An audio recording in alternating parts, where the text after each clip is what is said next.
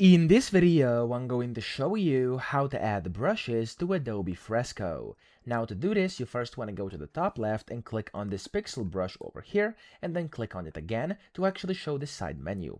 Then you want to go to the bottom and click on Add Brushes, and from here you have two options. You could go and click on Discover New Brushes, which is going to allow you to basically add any of these over here. There's going to be a lot of different ones, and in your case, whenever you're seeing this, it may be different, so we can just go ahead and click on Add whenever you want to add it, and then it's going to say adding in progress. Okay, whenever that's added, you'll basically be able to use those brushes and they'll be added to your Adobe Fresco.